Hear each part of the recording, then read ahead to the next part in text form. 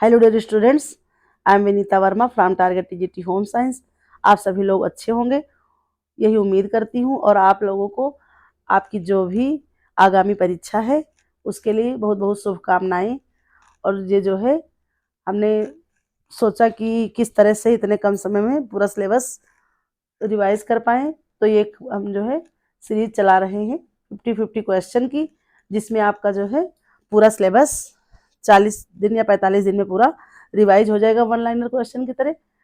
तो जो है इस तरह से आप जुड़े रहिए, क्योंकि देखिए पूरा पढ़ तो लेंगे ही, लेकिन तो ऐसे तो मिक्सअप में बनाया था, लेकिन हमने सोचा कि पूरा जो है मिक्स हो रहा है, तो डेली डेली एक ब्रांच से 50-50 क्वेश्चन बनाएंगे। तो आज हमारा पहला है टॉपिक टेक्सटाइल, इससे पढ़ेंगे, फिर कल होम मैनेजमेंट, फिर अगले दिन अगला। इस तरह से जो है 50-50 क्वेश्चन हम डेली पढ़ते हुए अपना रिवीजन करते रहेंगे। तो चलिए हम पढ़ते हैं बिना देरी किए हुए, आज के अपने टॉपिक की ओर बढ़ते हैं।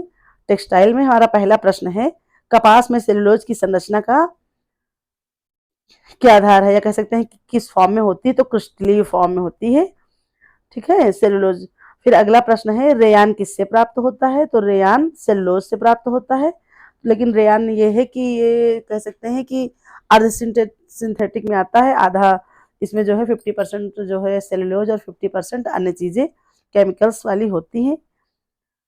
और इसको जादुई रेशा, चमकदार रेशा, नई सदी का रेशा, इस तरह से जो है नवाजा गया है। फिर है रंगाई के कितने प्रकार होते हैं, तो रंगाई के टॉप, डॉप और स्टॉक, इस तरह से 3 प्रकार की रंगाई होती है। फिर अगला प्रश्न है, नायलॉन का प्राथमिक स्रोत क्या है, तो इसका प्राथमिक स्रोत पेट्रोलियम है। फिर है कपास की गिनती कैसे होती है, तो कपास की कैसे गिनती होती है, एक मिनट, इसकी जो है टेंसी गिनती होती है। ये टेंसी गिनती का मतलब, ये टेंसी एक पद्धति है कपास की, उससे गिनती होती है। इससे इसका भार, सघनता, ये सारी चीजें इस पद्धति, टेंसी पद्धति से नापा जाता है। लेकिन एक बात और है कि ये भारत का जो कपास है उसके लिए पद्धति नहीं अपनाई जाती है, और ये पद्धति, एक मिनट,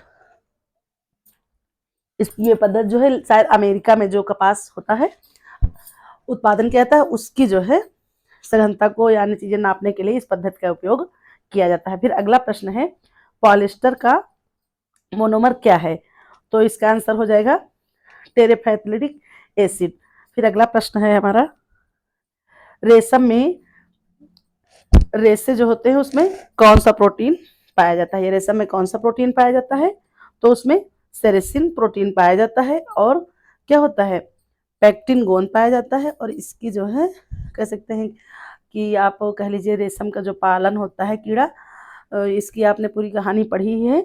ये क्या होता है, सेरिकल्चर होता है, और जो है सहतूत के पेड़ पर ये कीड़ा पाला जाता है। और चीन इसका उत्पादक या प्रथम जो है उत्पादन देश है। फिर अगला हमारा प्रश्न है, कपास का जल अवशोषण गुण क्या है। ठीक है, तो कपास का जल अवशोषण गुण क्या है, उच्च है।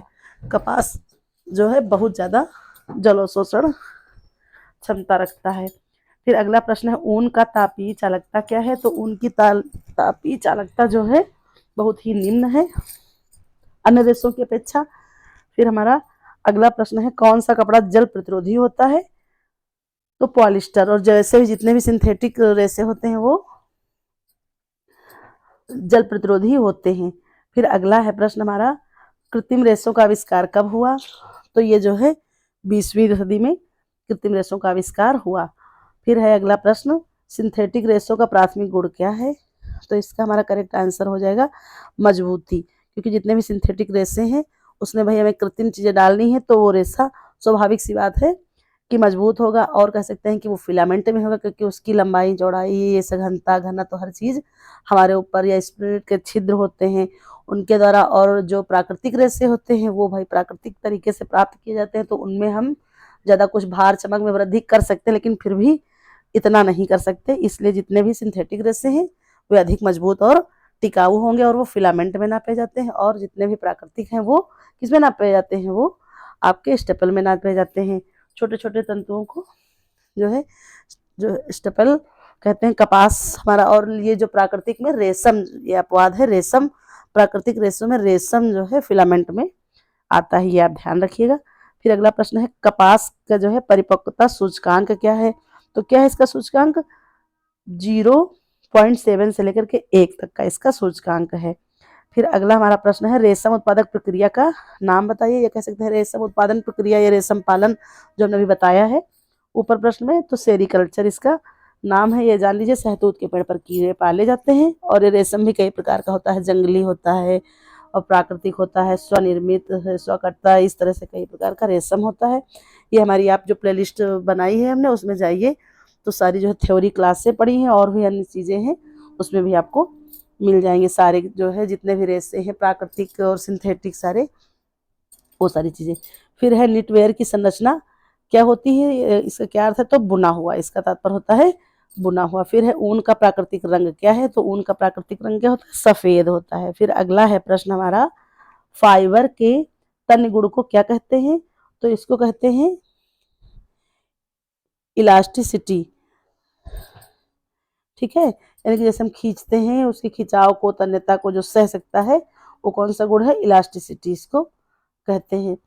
फिर अगला प्रश्न है हमारा, किस फाइबर का जल अवशोषण सबसे कम होता है, तो ये जो है जल अवशोषण हमारा नायलॉन का सबसे कम होता है, यानी कि जल अवशोषकता इसमें बहुत ही कम होती है। और लेकिन एक अभी ऊपर क्वेश्चन था कि सबसे उच्च होती तो कपास में, लेकिन उससे ज़्यादा आप याद रखिएगा कि जो है हमारा जो लिनन होता है, लिनन में जो है कपास से ज़्यादा उच्च क्षमता होती है। फिर अगला प्रश्न है, डेनिम किससे बनता है, तो ये डेनिम हमारा जो है कपास से बनता है। और जानते हैं इसमें क्या होता है, डेनिम किस में अधिक आता है, इससे जो है जीन्स बनाई जाती है, जीन्स के कपड़े जितने भी होते हैं।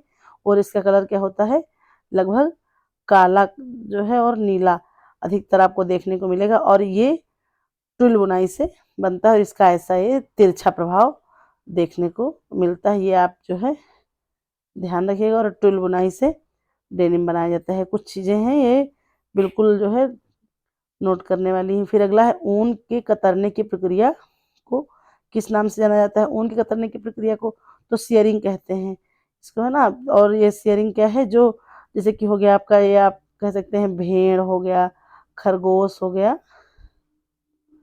बकरी हो गई और अन्य ऊंट हो गया, जो भी चीज़ें हैं जहाँ से हमको प्राप्त होते हैं इन रेशों से, तो उसमें जो इसके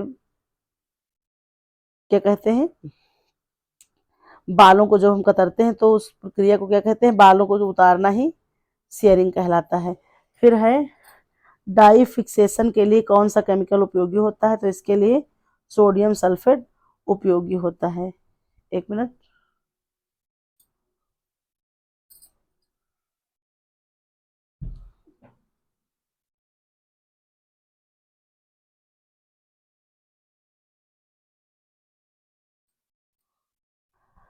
फिर अगला प्रश्न है हमारा, सबसे हल्का सिंथेटिक फाइबर कौन सा है, तो ये होता है नायलॉन, सबसे हल्का होता है। फिर अगला है, ऊन के रेशे में कौन सा प्रोटीन पाया जाता है, तो ऊन के रेशे में कौन सा प्रोटीन पाया जाता है, क्रेटिन पाया जाता है, क्योंकि ये बालों से बनता है और बालों में आप जानते हैं कि क्रेटिन प्रोटीन पाया जाता है।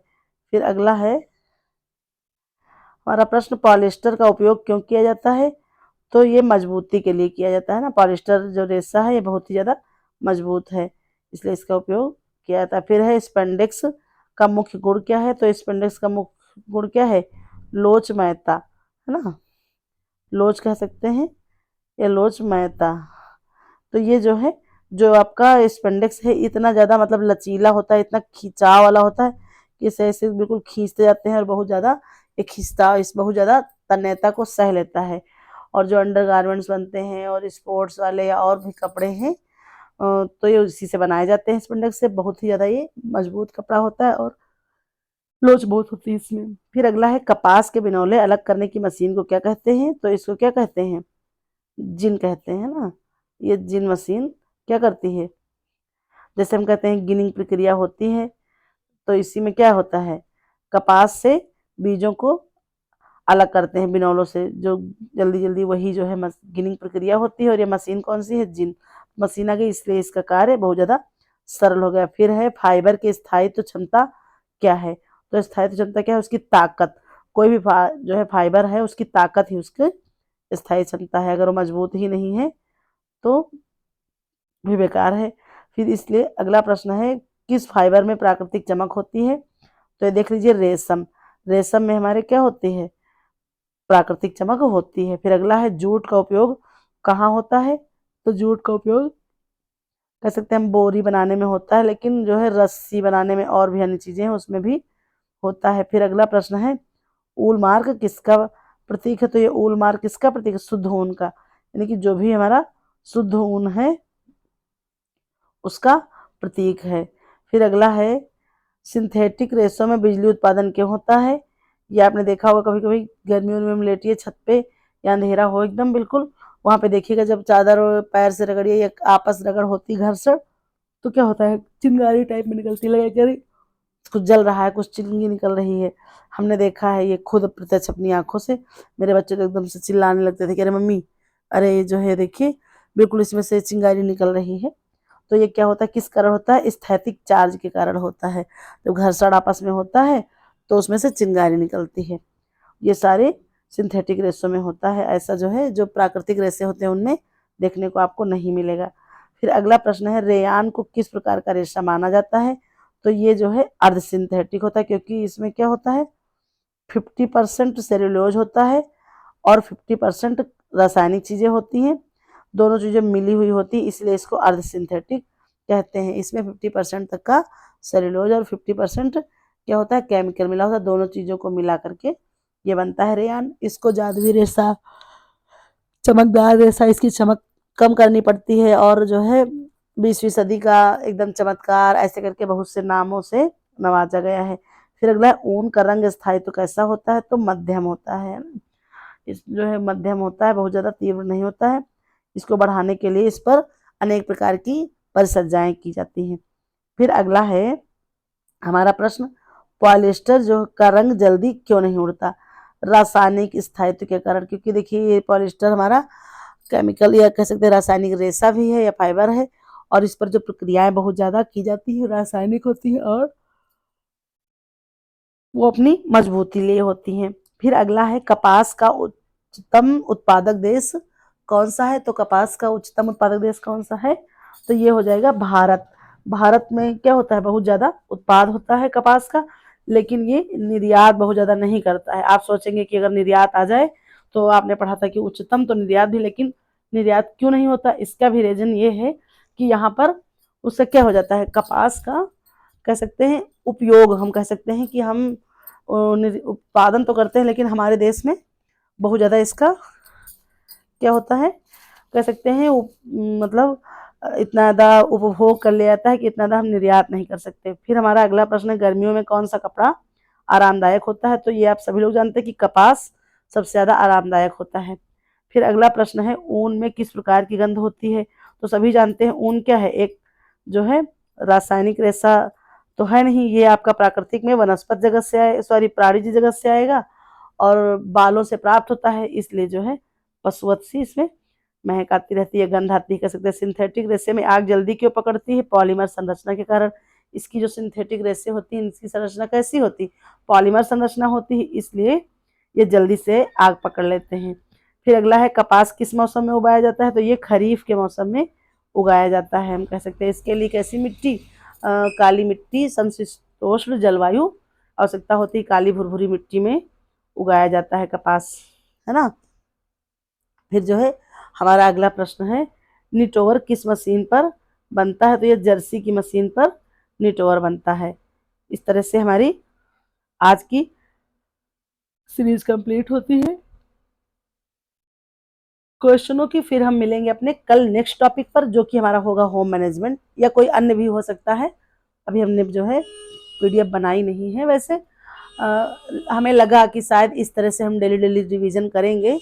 हो सकेगा अगर अन्य और टाइम मिला तो और भी क्लासें, आप थ्योरी क्लास कह सकते हैं या मॉडल पेपर कह सकते हैं या कोई और चीज़ अगर हो सकेगी तो हम प्रोवाइड कराने की बहुत ज़्यादा मतलब भरसक प्रयास करेंगे। लेकिन अगर वो और नहीं कुछ कर पाए तो एक 50 क्वेश्चन की सीरीज डेली रिवीजन के तौर पर हम चलाने की कोशिश करेंगे, और इस सीरीज से हमारी आप जुड़िए तो आपको ज़रूर से ज़रूर बेनिफिट ही होगा।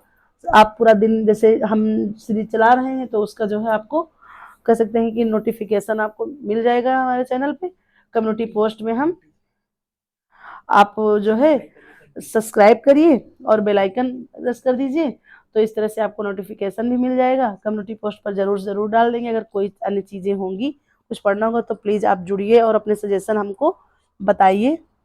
तो बस इस समय बस सोने का समय बिल्कुल बचा नहीं है, सिर्फ अपने पंखों को उड़ान देना है और हमें क्या करना, साबित करना है कि हम जो है कुछ कर सकते हैं। बिल्कुल हमें करना होगा, इसके लिए अपना प्रयास जारी रखना है और मतलब बिल्कुल भी घबराना नहीं है। कह सकते हैं धैर्य के साथ अपनी परीक्षा को अंजाम देना है और हमें साबित करना होगा कि हम मतलब इतना मान के चलिए कि ये हमारे लिए आखिरी मौका है। चाहे भले ही आपने पहली बार प्रयास किया हो, लेकिन बस सोचिए कि ये हमारे जीवन का आखिरी मौका है। इस तरह से अगर सोच कर आप पढ़ेंगे तो जो है इस प्रकार से आप जुड़ते रहिए। फिर मिलते हैं अपने नेक्स्ट वीडियो में। Thank you for watching.